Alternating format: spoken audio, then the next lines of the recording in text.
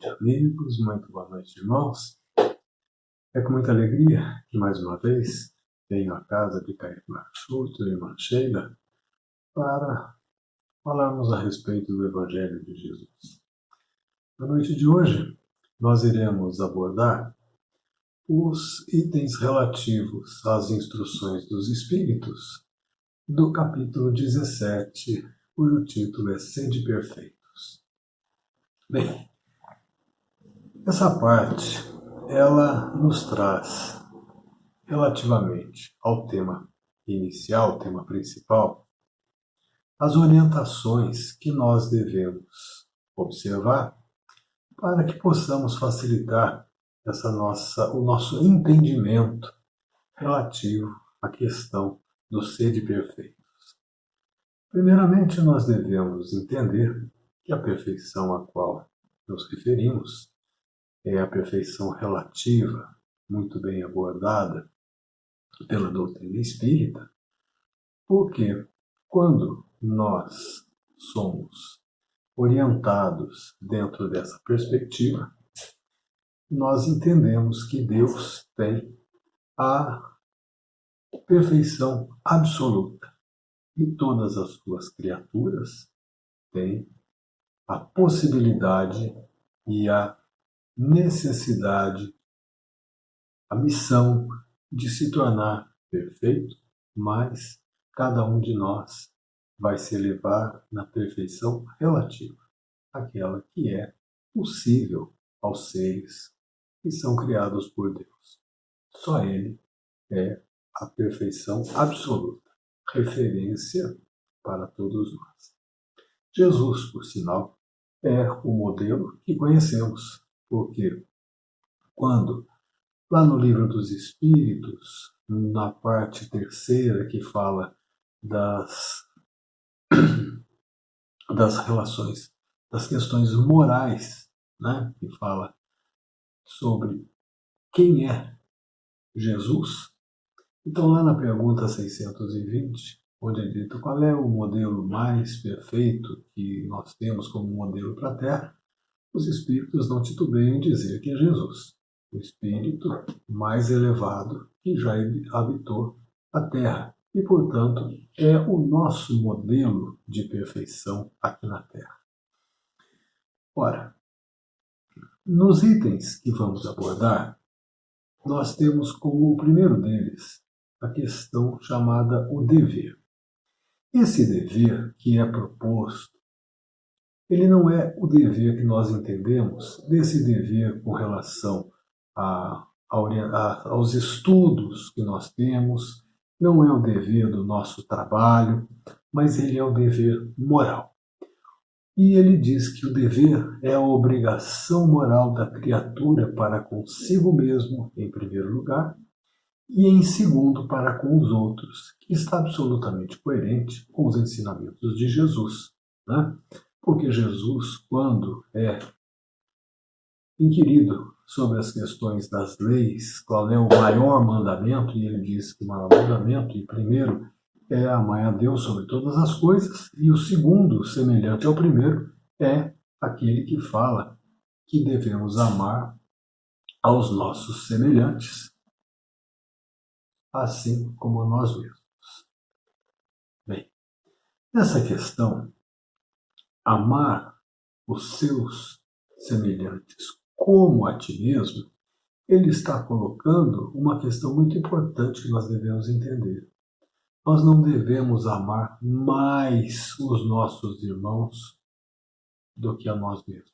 Até porque isso não é muito bem possível, porque nós só compreendemos a questão do amor, o amor que nós temos, sentimos para conosco, e só esse amor que nós desenvolvemos é capaz de se transferir para outros. Porque senão nós podemos pôr outros nomes naquilo que nós estamos praticando com os nossos irmãos. Mas não é amor. Bem, dessa forma, essa obrigação, esse dever que nós temos para conosco é absolutamente relativo ao nosso crescimento, o nosso crescimento moral. Agora vamos entender que o crescimento moral ele é 100% dependente do crescimento intelectual. Porque à medida que nós precisamos compreender melhor as coisas, é dependente do intelectual, do nosso desenvolvimento intelectual, que nós vamos nos tornarmos moralmente melhores, mas somente em função dessa compreensão. Então nós precisamos sim desenvolver as nossas duas asas, como é muito bem colocada essa figura de linguagem, que nos mostra como devemos ser em duas asas. Uma asa é a asa da intelectualidade e a outra asa é a asa da moralidade, do nosso desenvolvimento moral, que é o objetivo de Jesus, trazer o nosso manual de desenvolvimento moral. Porque o desenvolvimento intelectual, ele é um mecanismo que nós conhecemos bem no mundo competitivo, nós sabemos bem. Portanto, esse sentimento é um sentimento íntimo, esse dever moral. Ele está gravado em nossa alma. E quando nós temos esse sentimento gravado em nossa alma, que é todo o nosso dever moral contido dentro de nós, sabemos tudo o que é necessário saber para o bom desenvolvimento. Quando nós fazemos uma ação de perfeição moral, nós sentimos um bem-estar inigualável.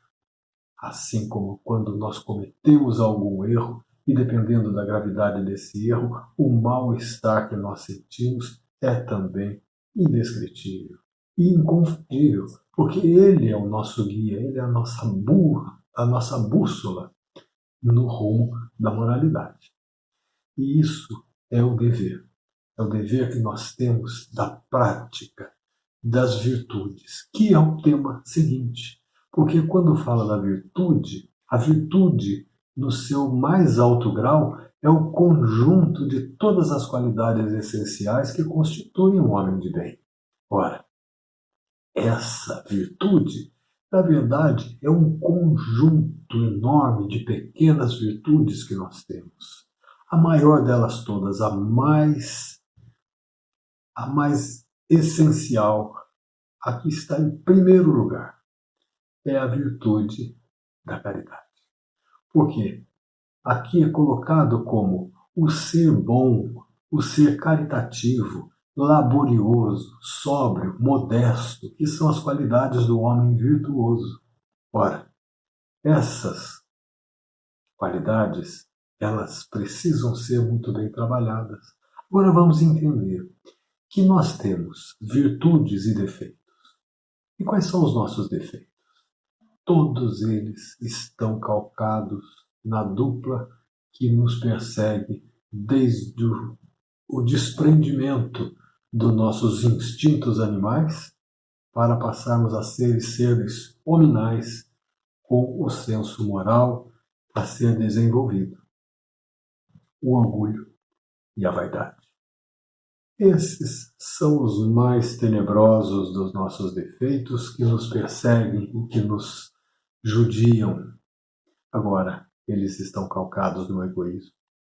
Esse egoísmo imenso que nós temos faz parte do instinto de preservação, onde nós buscamos para nós mesmos em primeiro lugar. Mas o instinto moral, o nosso ensinamento moral, porque a moral não é instintiva, ela precisa ser trabalhada. Isso é necessário que a gente tenha para viver em sociedade. Enquanto animais irracionais, nós podemos fazer uso dos instintos, mas como animais sociais que somos a raça humana, nós precisamos de desenvolvimento do senso moral para que a coletividade progrida sem que haja grandes confusões entre seus membros.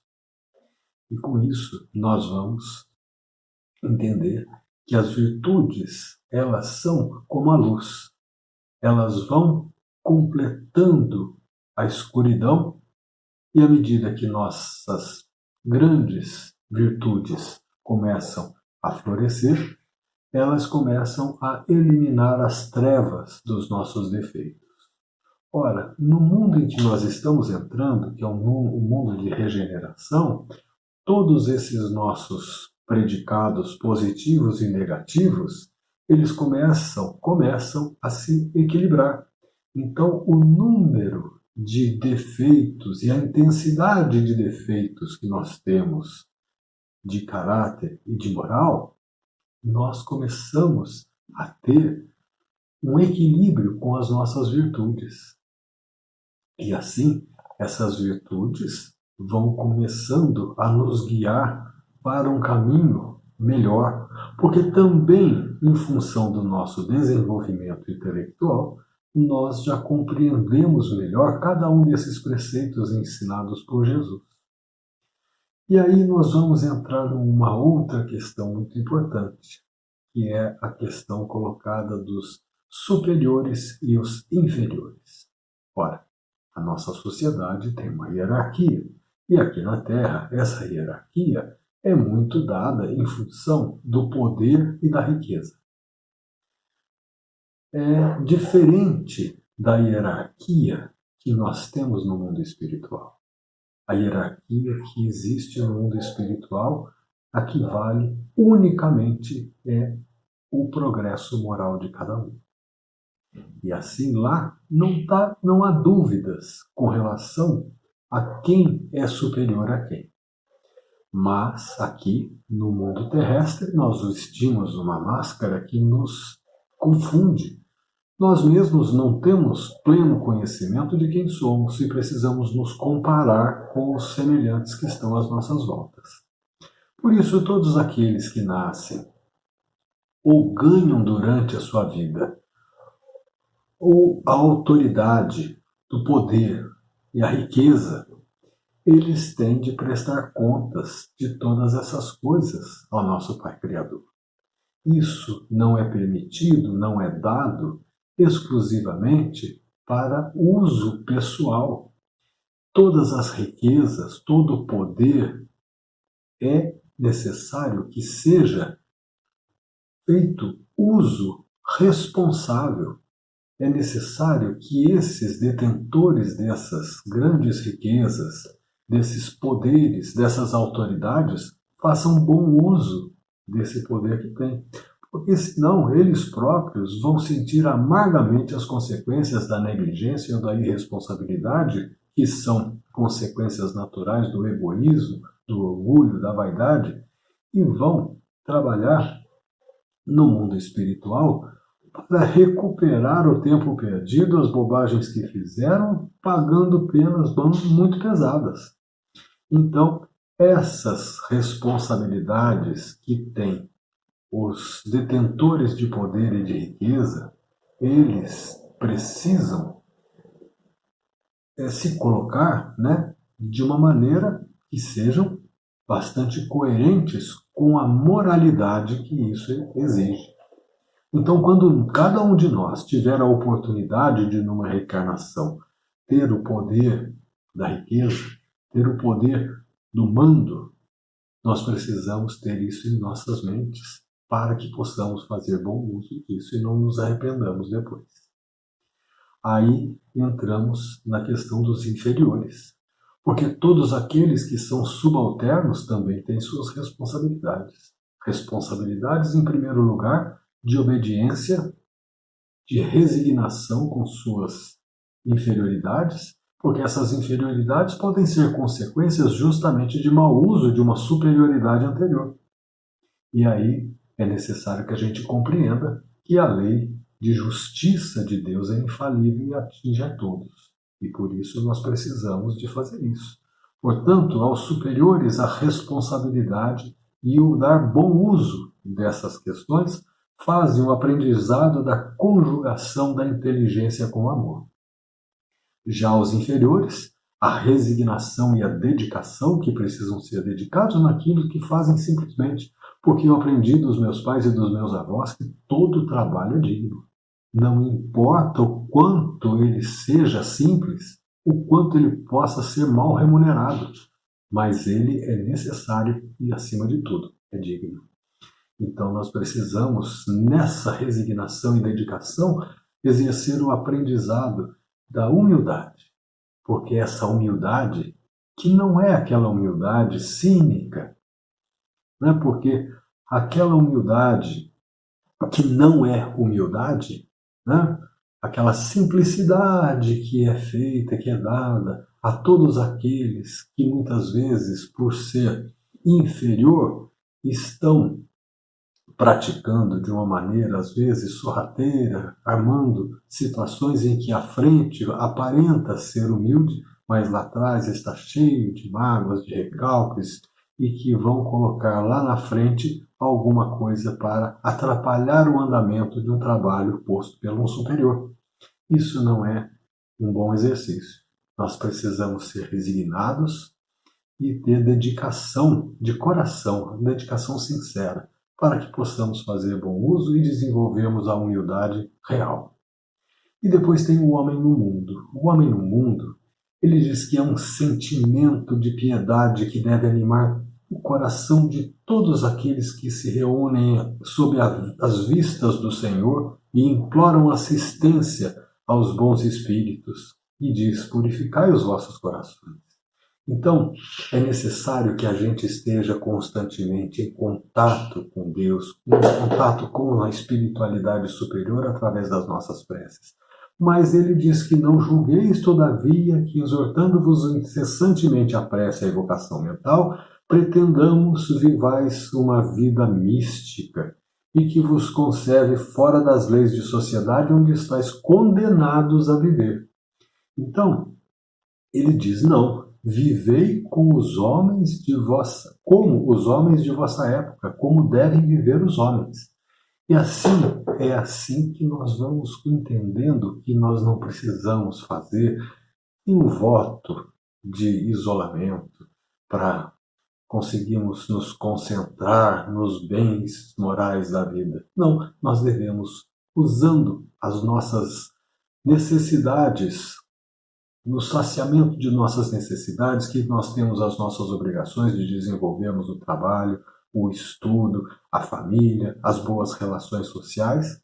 É ali que nós vamos praticar tudo quanto nós podemos praticar de moral. E que basta para isso nós elevarmos os olhos ao Senhor antes de começar um trabalho, pedindo a sua luz, a sua assistência, e ao terminarmos esse trabalho, elevarmos novamente o nosso pensamento a Jesus, a Deus, nosso Pai, agradecendo por tudo que tivemos, no sucesso e no insucesso, porque muitas vezes o insucesso é o nosso melhor professor.